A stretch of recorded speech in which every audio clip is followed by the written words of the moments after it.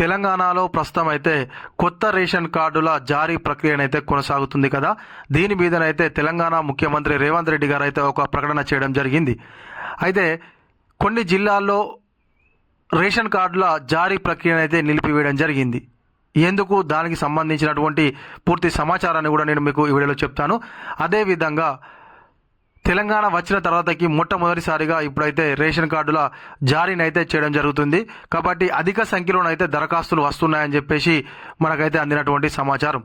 అయితే ఈ వీడియోలోనైతే మనకు రేషన్ కార్డుల జారీ ఏ విధంగా జరుగుతుంది, మరియు కొన్ని జిల్లాల్లో ఎందుకు రేషన్ కార్డుల జారీ ప్రక్రియ ఆగిపోయింది, అదేవిధంగా ఈ రేషన్ కార్డుల అప్లై కోసం అయితే చాలామంది ప్రజలు పడుతున్నటువంటి బాధల గురించి ఒకసారి మనము ఈ వీడియోలో తెలుసుకుందాము.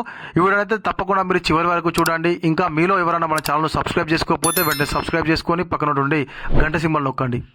రేషన్ కార్డులు అప్లై చేసుకున్న వారికి సీఎం గుడ్ న్యూస్.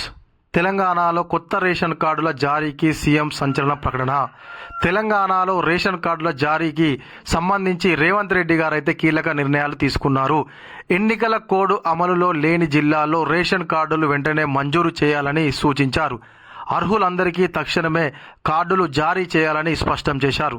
అయితే కొన్ని జిల్లాల్లో ఎందుకు రేషన్ కార్డుల జారీ ప్రక్రియ నిలిచిపోయింది అని అంటే, ఎమ్మెల్సీ ఎలక్షన్ల కోడ్ అమల్లో ఉంది కాబట్టి ఈ యొక్క రేషన్ కార్డుల జారీ అనేటువంటిది నిలిపివేయడం జరిగింది. సంక్షేమ పథకాలు కూడా ఈ యొక్క ఎలక్షన్ కోడ్ ఉన్నటువంటి జిల్లాలోనైతే అందడం లేదని చెప్పేసి అంటున్నారు.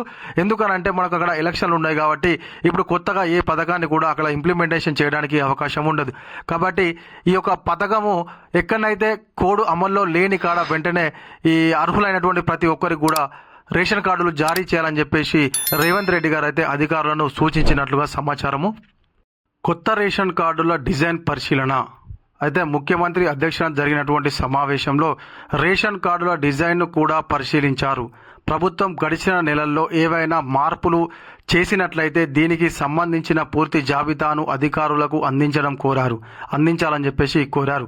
ఈ సందర్భంలో మహబూబ్ నగర్, రంగారెడ్డి, హైదరాబాద్ జిల్లాలో రేషన్ కార్డుల మంజూరు ప్రక్రియను వేగవంతం చేయాలని సూచించారు. అయితే అధికారులు ఏవైనా ఈ యొక్క రేషన్ కార్డుల డిజైన్ విషయంలో మార్పులు చేర్పులు చేసినట్లయితే ఒకసారి సమర్పించాలని చెప్పేసి కోరారు. అదేవిధంగా మహబూబ్ నగర్, రంగారెడ్డి, హైదరాబాద్ జిల్లాలోనైతే ఈ యొక్క రేషన్ కార్డుల మంజూరును వేగవంతం చేయాలని చెప్పేసి చెప్పడం జరిగింది. అక్కడ ఎలక్షన్ కోడ్ అమల్లో లేదు కాబట్టి అక్కడనైతే వెంటనే రేషన్ కార్డులు అర్హులైనటువంటి ప్రతి ఒక్కరికి మంజూరు చేయాలని చెప్పేసి ముఖ్యమంత్రి గారు అయితే అధికారులను ఆదేశించినట్లుగా సమాచారం. ఇది ఇలాంటి మన వీడియో. ఈ వీడియో కనుక మీకు నచ్చినట్లయితే ఖచ్చితంగా ఒక లైక్ చేయండి, కామెంట్ చేయండి.